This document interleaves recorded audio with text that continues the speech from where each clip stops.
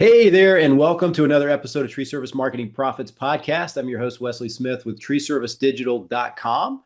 And today we have a guest, John Rogalski, the owner of Rick's Certified Arborist in Pennsylvania. He's on today. He's going to share a story about how he got started in the business and kind of what's been helping him grow the business. John, welcome aboard, man. Thanks for joining us today. Yeah, definitely excited to be here, Wes. All right, awesome, man. Well, maybe we'll start with, maybe how you got into the tree service business a while ago, kind of where you started, what you were doing, and kind of what helped you kind of get going in the business. Sure. Yeah, man. I think like a lot of us in the industry, I didn't grow up my entire life hoping to be an arborist. Kind of fell into it by accident. I was a graphic designer and ended up turning to arboriculture kind of as a summer job. But I almost developed my passion for working outside. And after working with several companies, I had my first big opportunity with Rick's Tree Service back in 2013. Some people might still be familiar with what we accomplished, but at our peak, we were about 12 to 14 crews, about $10 million annually. And I was able to work my way up with Rick, become one of his certified arborists, help start a plant healthcare division, which became what we are now, Rick's Certified Arborist, one of the area's only plant healthcare focused companies. That's great, man. If you guys are watching us on YouTube, like and subscribe to our channel. If you're on the podcast, like and subscribe there too. If you have any questions along this interview, ask us below in the comment section. We'll come back here and reply to it and answer your questions. Well, that's awesome, John. Yeah, I remember our conversation before about Rick's tree service there and how big that company got. And then yours was sort of a, I guess you guys had an arrangement where it was a spinoff of doing the certified arborist and the plant healthcare division, right? Instead of just having one direct company, it was kind of like a separate path you went down or something. Yeah, so back in I think 2018, Rick decided to step away from the business. And one of the opportunities that he gave me is to take over what was our plant healthcare, almost like quote unquote division, which wasn't really much. I think it had only been operational for 2 years. We might have had like 60, 70,000 in revenue. But he gave me an opportunity to have something of my own and continue on the name. That's awesome. And that was kind of your passion too, right? Like sort of that side of the business versus the traditional tree service. 100%, man. Yeah. I enjoyed what I did. Don't misunderstand me. But it's really easy to get burnt out on removal bids and talking people out of pruning trees in ways that they shouldn't. So the plant healthcare really opened up a side of the business where I definitely think we're a lot more appreciated, and it's more of a specialty type skill, being able to diagnose and manage the health of people's trees. Yeah, I mean, a lot of people out there, you'd be surprised if they're given the opportunity to do one or the other, right? Like save the tree or just take down the tree. They probably would rather save the tree if there's a possibility to do that. And it takes somebody with the expertise and the arborist credentials probably to go out there and talk about what their options are versus just having one or two different things that you do as far as tree services. So, has that been kind of your experience? Like a lot of people want to talk about that type of thing. I'm sure like HOAs and universities and municipalities probably do, but like the typical homeowner, has that been a good side of the business for you as well? Yeah, I think that's a really good point, Wes, where most people want to save the tree rather than remove it. They just don't know that that option's there. That's why I think as certified arborists and people who perform plant healthcare services, that's why it's so important to be able to educate people just what their options are. I'm totally fine if we're able to diagnose a disease and we walk through what managing that issue looks like, and the customer still decides to remove it. That's fine, but we usually get the opposite. We usually get the client who's talked to 3 or 4 removal companies. They haven't been told they even have a choice but to take the tree down, and we're able to offer an option for like a tenth of the cost, but more importantly, give them a reason to be able to keep the tree. Yeah, that's good stuff. I mean, I think that just kind of goes along with kind of where we're headed to as far as like just urban sprawl and everything else. Like instead of just removing all the trees for development, a lot of places are looking to kind of either replant, save, kind of rebuild the area with trees and things like that too, because it's an important part of our environment to keep them in most cases. And a lot of times, with you guys' specialized services, you can do that even if they get pests and stuff like that. Now, is there? I'm guessing there's different options if like the emerald ash borer or the caterpillars I've seen you kind of post about little things like that. If they get into the tree species, there's ways you can treat them to save them. Where is that a long-term process typically with the plant healthcare side of it? I mean, the industry and especially locally, the way that we look at how we're gonna introduce ourselves to a client, it's usually because of one of the big issues. At first, it was emerald ash borer. Then we got hit with spotted lanternfly. That helped us get onto properties with people who might not have ever met with a certified arborist before. And just recently, it's been beech leaf disease. Last year, we really got a taste for how bad beech leaf disease is going to be. Beeches, just like the ash were, are a big part of our urban forest in the area. So it's not only a big revenue driver, but it's another reason that it's easy for customers to see the issues that they have. They might not know it's beech leaf disease, but they know there's something wrong with the tree, and that's going to trigger that phone call that you can start to create that relationship. Yeah, and let's talk about this just for a minute too. Like you would say, a regular tree service company in a local area, and I know all of them are going to be a little bit different as far as the percentages go, but would you say it's 10 to 1 or would it be 20 to 1 traditional tree service companies versus certified arborists like tree and plant healthcare companies? Would you think that'd be a good ratio, or is it more like 30 or 50 to 1 with regular tree Ooh, service companies versus one arborist plant healthcare company? we're in a really competitive market, and we're lucky to have as many knowledgeable people in the area as we do. I would say plant healthcare only companies like us. There's three others that are in the area. It's such a big market for plant healthcare that there's really plenty to go around. Most big companies, outside of the national brands like the Bartlett's and the Davies, of course, they have their plant healthcare divisions. Most of the top players in our area, though, they do have plant healthcare divisions. There's always going to be those smaller, more independent, removal and pruning specialists. You'd be surprised, though. I mean, we're definitely in an area of the country that, I mean, I might even say like 3 to 1 is a plant healthcare operation, whether it's exclusive or as a subset of their removal services. Gotcha. Yeah, it seems to be kind of a mixed bag across the country with clients we talk to too. And would you kind of speak on, for people out there that may be looking to get into the plant healthcare side of the business, maybe they've got an extensive customer database of traditional tree service companies, maybe maintenance, tree preservation and maintenance and things like that, but they're looking to get into more of the plant healthcare, tree healthcare side of the business.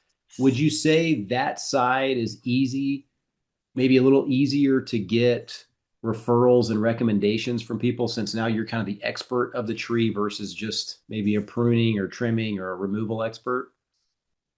That's an interesting question. I think it's definitely easier to get recommended more. But keep in mind, like people aren't doing their own diagnosis.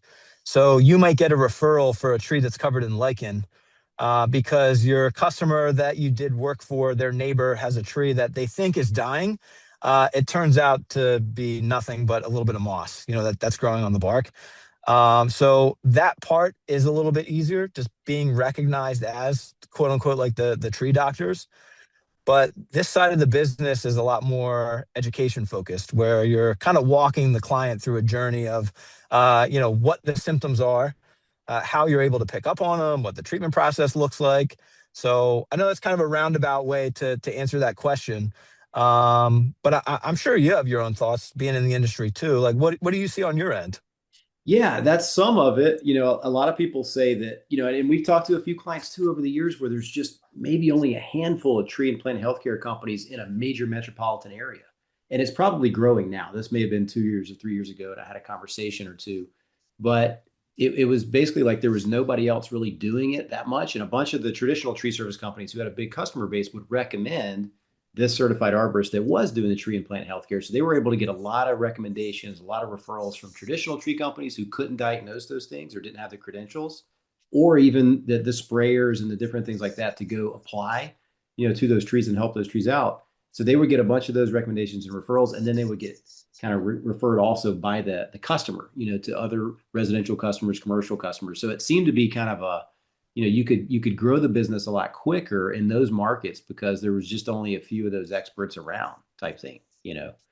But I had one guy in Tennessee. He had an interesting approach to this. So he would want to be in front of a lot of wealthy homeowners. And so what he did was he joined, I think it was like the Nashville Symphony Orchestra Association, Oh, like dude, that's awesome. a lot of those like high end area things in your local market, right? I think he was in BNI and a couple other HOA community associations and things like that. And he said that gave me an opportunity to be like the only guy talking about tree stuff in those circles. And he said I got unbelievable amounts of business from being a part of those communities. So maybe a tidbit for people out there looking to figure out kind of where to go market or where to go kind of network. Some of those higher end communities where people like that are kind of involved in might be a good idea. Yeah, it's funny. I tried doing that in the exotic car community. Turns out I met a bunch of people who just like really cool cars. But the symphony, that'll be my next move. I'll try it out. Yeah, it was like the orchestra. So it was crazy, but I was like, that's a pretty good idea. Well, let's pivot now to like you've got your hat on. This is your branding. This is your swag. You got your sweatshirt on. And I always talk to people, clients about this, and we do videos about this too. Like your marketing and branding and advertising all kind of just work together. So if you're doing search marketing, if you're doing branding, when you go shake hands, you go to customer sites. I think it's really, really important to have the trucks wrapped, to have your gear on, your hats on, your shirts on, because every one of those touch points is another opportunity to like market and brand and solidify your business name. Can you talk a little bit about that and kind of what all you're doing with that approach when you go to job sites and things like that? Totally. Yeah, I think that's actually a testament to Tree Service Digital. It's not just the digital footprint. And I think you try and connect in the branding to some of these, more marketable services like pay-per-clicks and social media. Branding is the most important part of the business. And as a part of plant healthcare, I think that's a unique way that you can brand yourself to be more of a professional.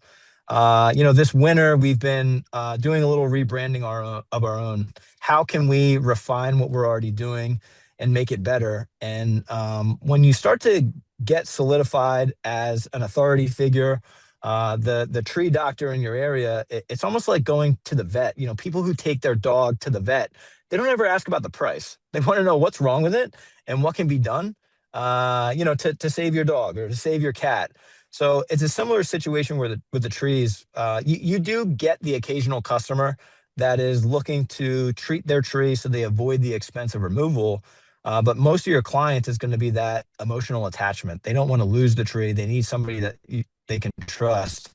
So the branding needs to be uniform across all of your marketing material, not just your social media, not just your website, not just your ad copy, your postcards, the way that your trucks are lettered, even your business cards. It all ties together to really portray that image of a professional company that people would want to do business with. Yeah, it all just syncs up together. Like the search marketing and things like that or direct mail are kind of the quick, we need some calls right now to go on appointments to, get our opportunities. But the long-term play and opportunity really is that branding, solidifying your message, your unique value proposition in your local market. And I think building up your CRM, when you're putting all your customers in this CRM database, which we always recommend everybody do, because over 2 years, 5 years, 10 years, 20 years, you could have thousands, if not tens of thousands of contacts in your CRM, which is also, a gold mine for your business over the long term. So it's one of those things where if you just do all these little things repeatedly, that's kind of the long-term play and the memorability of people calling you back and getting that repeat business and things. So it sounds like you guys are really taking off, man. That's awesome. I always love to hear those stories and just continuing to grow and things like that. What are some of the other things that I know you've done a lot of video content to kind of educate the public on things, but what are some other things that you guys have been doing, kind of, taking initiative on to really kind of educate people and get those calls coming in? Education wise, there is that video content that we put together. We generally invest about 5% of our revenue every year into creating content. Sometimes that's going to be pictures. Sometimes that's going to be, videos for YouTube or for social media. But because the client doesn't know what they need, you need to almost drop breadcrumbs in front of them so that they know when to call. So it is a lot of email marketing. I would almost consider it like organic marketing, where you're already reaching back out to your existing clients. One of the biggest things that separates us from, the average company that someone might call is our membership program. One of the things that includes is an annual certified arborist review. I told you before this call that I had 24 appointments today. Those are visiting and nurturing 24 existing clients. We're going back to their property. We're hearing their concerns from top to bottom. We're looking at the shrubs, we're looking at the trees, and we're putting together a new plan for the upcoming season. Which is really important. A lot of these clients, they're used to almost like the lawn service treatment, where every year they get the same tired program.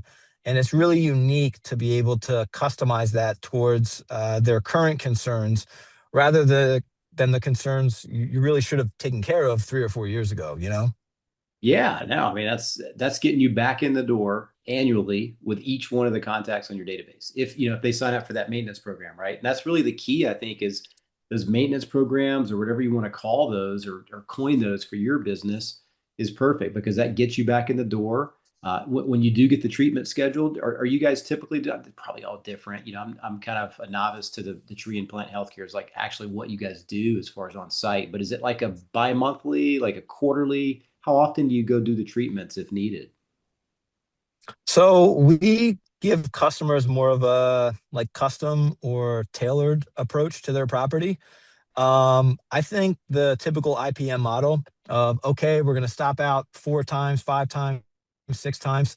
It doesn't really give the customer a sense of direction. We hear from a lot of new clients who might have used somebody with the IPM model.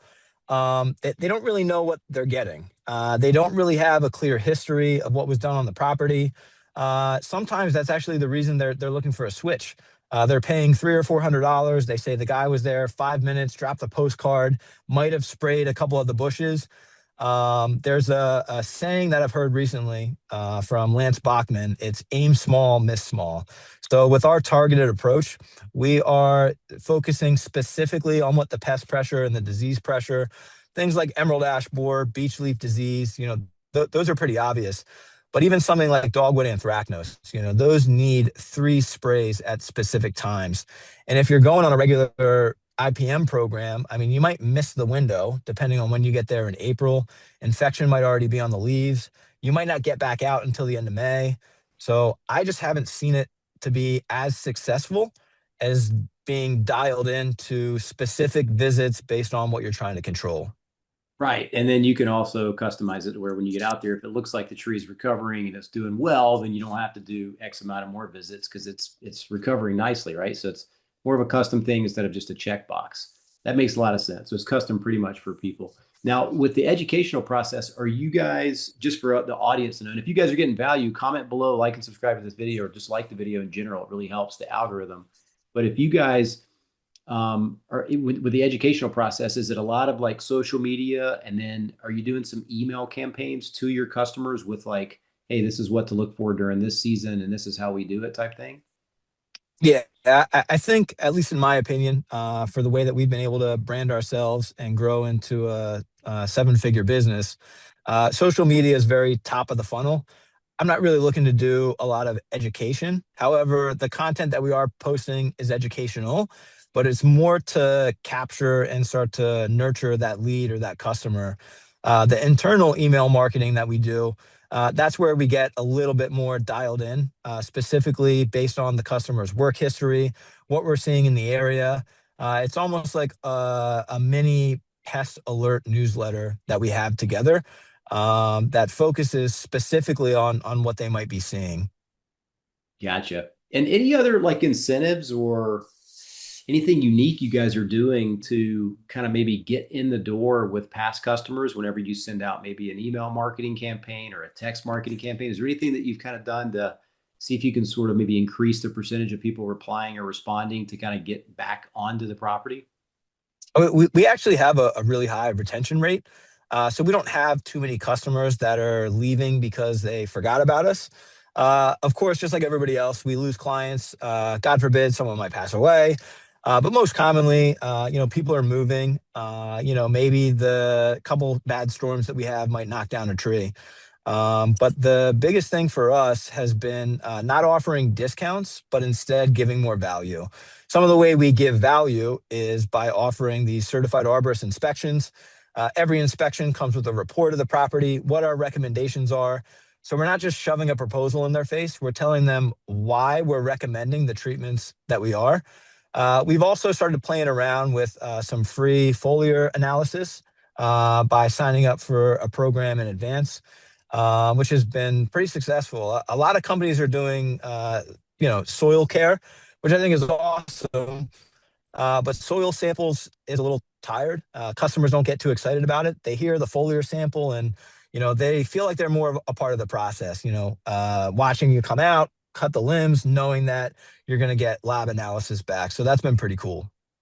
That's great, man. Yeah, and I think just just doing the like you were saying, the top of the funnel, the educational process too. One of the things we always recommend with our clients is just to do a simple retargeting campaign on social media because people that have liked your page will see.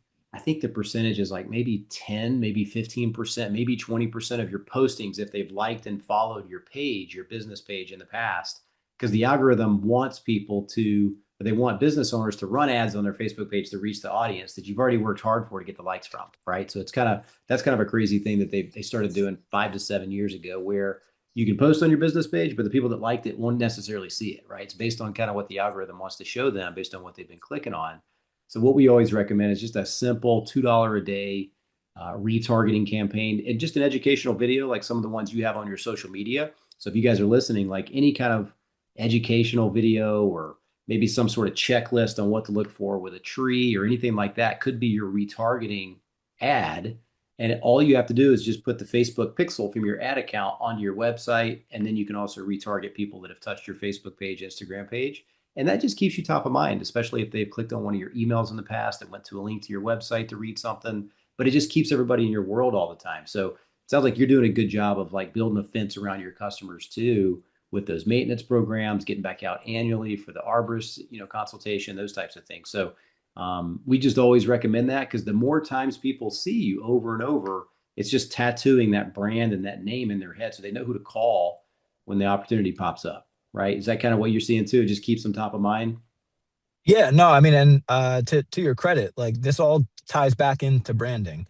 What is it? On average, it takes like 5 to 6 touch points to either close a sale or maybe like get a customer to call you. So the first touch point might be your branded yard sign. The second touch point might be, them seeing your truck drive by.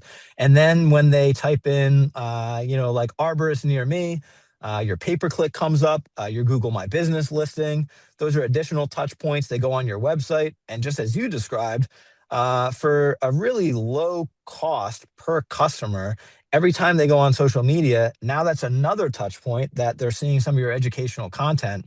So it all ties in together. And TSD, I know you guys do a really good job of that, of trying to take like the conventional, dumping money into pay per click and writing blog posts. I mean, you really tie in a lot more of that to a real marketing strategy.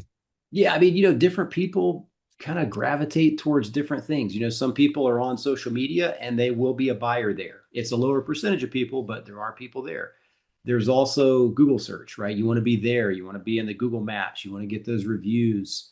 Your blog articles, to your point too. And I know you guys have a lot of educational content on all the different types of like species of pests and different types of trees and all of that. Those types of things are searchable. So there's just many different ways people are going to kind of bump into you, and then once they do, they're going to read your content if it's good. And that's going to show the algorithms that you've got good content. People want to stay on your website. But the retargeting aspect of it all as well just continually rebrands that name over and over and over again. And yes, I mean, 5 to 7 touch points, sometimes 15 for people to give you a call. But the good thing is once they've seen you that many times, the likelihood of them hiring your company are going to be higher because they've seen you so many times versus somebody who does not have branded trucks, maybe only has 5 Google reviews, has a very low key social media page, does not do any email or text marketing. They're kind of hidden behind and they're not out in front and center. And I think that front and center approach just yields more business, yields more appointments, more opportunities, and kind of what you guys are doing, right? And you show up in your branded trucks and your gear, it's just a whole another branding opportunity every time you get to a job site. I couldn't agree more. And it especially the retargeting and some of the easy things like, lettering your truck, having all your trucks lettered the same exact way doesn't really cost that much money. And the retargeting doesn't cost that much either. So it's like you're doing all the heavy lifting. You're paying all this money for the on-page SEO and the cost per click on Google. The low-hanging fruit is making sure they see you when they've already been to your website. Like they're already leads that are warmed up. And talking with a lot of tree company owners, like I'm sure you run into the same thing that they're paying a lot of money to turn the cold lead into a warm one instead of nurturing the warm ones that they already have that are more likely to already buy their services. Yeah, we call it building a fence around your customer base. And literally that's what you're doing with your CRM and that customer database that you have. And it's just powerful. If you continue to do that, when something comes through like a storm, if you're doing traditional tree services or anything like that, like you're going to be the first one they think of. And you can also just have pre-made templates ready to text out when a tornado rolls through or a hurricane if you're in the southern part of the United States. Things like that are just really impactful when you can do those quickly and kind of on a whim, because those people are going to need help, when they need it. And so let's talk a little bit about where you guys are headed. Is there anything that you want to share as far as, because we talked about the marketing, kind of how you've built it, the branding, the advertising, now over seven-figure business, and kind of moving into the future. Are you guys doing anything different this year, or kind of more of the same? Maybe pouring more gas on what's been working type thing? What are your thoughts on that? I mean, we're always looking to build. We're always looking to improve. Something that's pretty exciting, through some connections with LB Capital out of Fort Washington. We are the first tree preservation company that's being onboarded onto ServiceTitan. We did use another CRM. We had them for years. It's not that they were bad, but kind of being exposed to what a lot of other home services have with their CRMs. Wes, I'm pretty sure you grew up in the plumbing business, so Hmm. being familiar with ServiceTitan, all the different integrations that they have. They typically don't accept tree companies, but we were able to get an opportunity to show them why we would be a good fit. So we onboard, and it's our official go live date is actually this week. It's on the 8th. So we're really excited about that. Hopefully to open up the door, show other tree business owners the power of simple integrations, like even integrations with CallRail and Google Analytics and Google Pay-per-click tying directly into the CRM. That's going to be a huge game changer for us. We're working on a couple different tools for our applicators in the field. I don't want to say too much until it's ready and we can show everybody some of the systems that we have in place. But that's something that's pretty exciting. And going back to marketing, it's the most important thing for your business in order to continue to grow. Every year, we invest at least 10 to 15% back into our marketing, and it shows. This year we're at 4 crews now. I want to end the year with 5 crews. We're actually looking for another sales arborist to help us manage all of our clients and continue to nurture those relationships.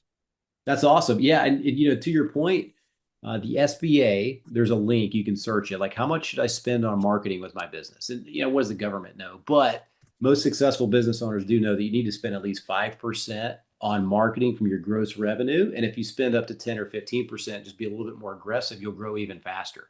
And of course, you've got to track and manage what marketing is working and what's not working, because you want to shut things off that aren't working or not converting. But spending that money on marketing to really keep pushing your business forward is something you've just got to get comfortable with, right? And as a business owner, it's, sometimes it's easy to kind of pull back and just say, no, I just want to keep that money in the bank. But then you're going to go through a slow period where if you would have just, maybe just sent it out there and just made sure you kept a, consistent budget going, whether it's search marketing, direct mail, signs, all the above, you would bridge those gaps with those slow periods. So it's just really important to at least be spending a good percentage, and just come up with that budget, whatever you're comfortable with. I think anything 5% or higher is going to be a good number, just depending on how aggressive you want to be and depending on kind of your business model. Some people are more into the contracts with the municipalities or the HOAs or things like that. Other people are more residential and they want to kind of stay in that particular world. So I think 10 to 15% is very good. That's aggressive. That's a good portion of your revenue, but that's going to keep you growing, and if you can continue to do that, it compounds every year, that marketing effort. So yeah, that's kind of the data on that. At least 5% is typically the general rule of thumb in most of the marketing worlds out there. But yeah, that's pushing it forward and growing. That's great, man. Yeah, So we're really excited, and ServiceTitan really has the tools to get very granular on where your ad dollars not just are being spent, but what those conversions actually look like when it's able to communicate directly to your CRM.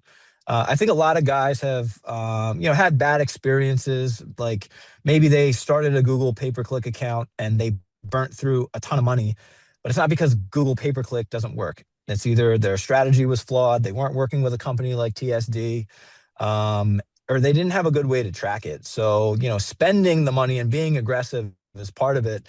The tracking is really the other part. So over the next couple of months, we'll definitely be sharing what we're learning with ServiceTitan and some of these really cool integrations that we have available to help everybody in the industry be able to track their marketing better. man, that's amazing. So now what you're saying is just so I can clarify too, and the audience can understand too, ServiceTitan will have like a tree service niche specific CRM. ServiceTitan will not have a tree specific CRM. We're being onboarded directly with ServiceTitan.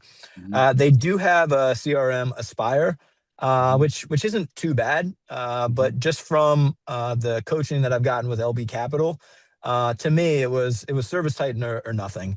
mhm, I think in the tree industry, we're almost kind of like sheltered from some of the tools that are actually out there.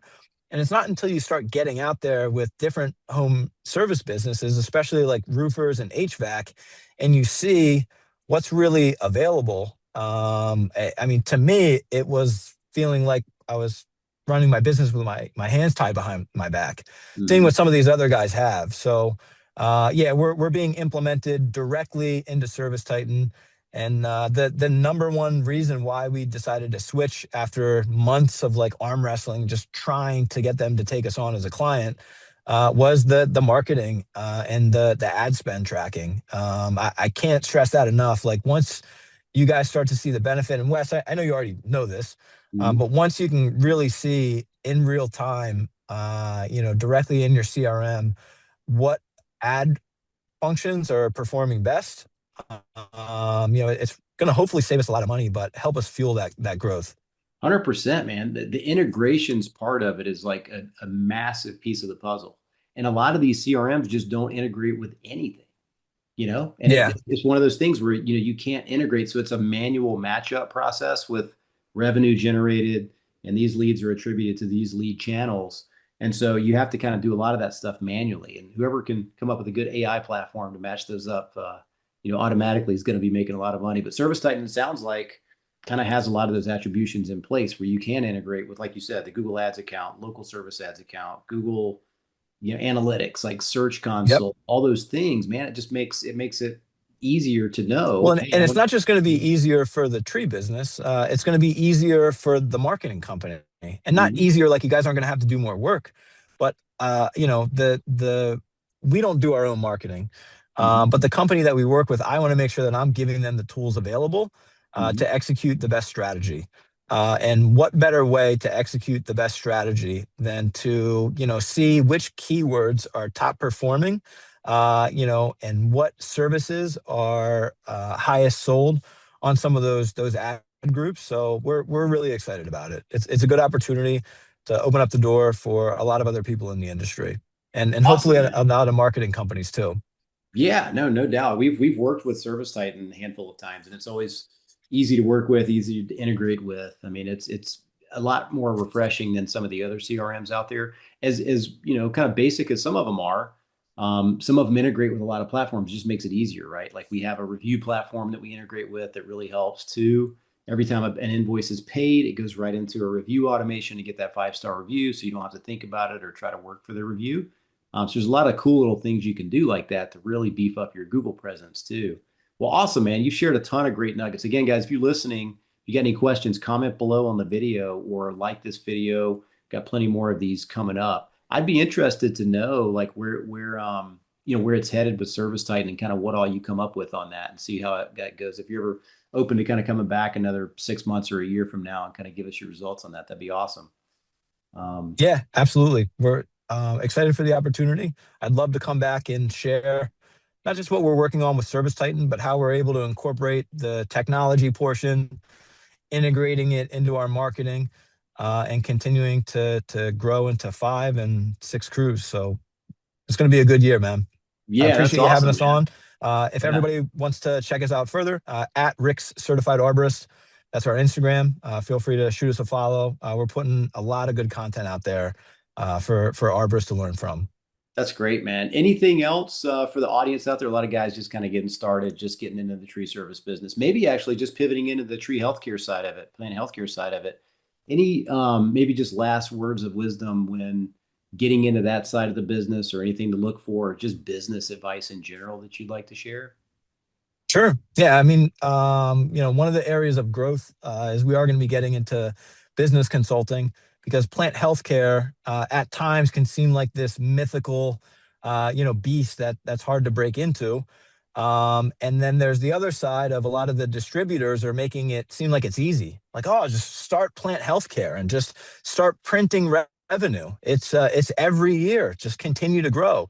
And I got to tell you, I mean, plant healthcare has been, difficult at times to scale and to grow that side of the business. But if I had to recommend it on how anybody else would get started, I think it's best just to become the master at like 3 or 5 different services. Any more than 5, you're going to start missing treatment windows. You're not really going to understand the mechanics of how these treatments work. So that would be my best advice. Pick 3 of the top pests or diseases, even like root collar excavation. That's really low hanging fruit. A lot of landscapers and even tree companies alike in the industry, they can't plant trees. All the root flares are buried. There's girdling roots that are developing, which is probably the reason why this root collar excavation is the most needed service on every property. So just starting slow, and then every year, every season, if you continue to add 3 to 5 services, I mean, after 4 years, you're really going to be an expert in your local market. That's going to be hard to compete with. Last piece of advice is find somebody like TSD to work with. You have to be an expert on trees. You're not going to be an expert on marketing. That's why companies like Tree Service Digital are making it so much easier for other business owners to just take something off their plate, know that it's going to be done right, and a strategy is going to be developed to help them grow. Oh man, I appreciate that. Really do. And that's kind of what we take aim for is, to do our marketing channel side of their business, help them with the branding, the search marketing, all the above, while they go out and run their business. Because there's so many hats to wear as a business owner as you scale and grow your business. And so lots of great tips, man, and insights. I really appreciate your time, John. Thanks for hopping on today. And again, if you guys are watching this on YouTube, like and subscribe to the channel, leave a comment if you got a question. John or I will be happy to kind of answer it. And thanks so much, John, for joining. I know you're gonna have a great year, man, and we'll catch up again and get some updates from you. Absolutely. Been a pleasure, man. I'll see you, Thanks, Wes. man. Talk to you soon. Bye bye.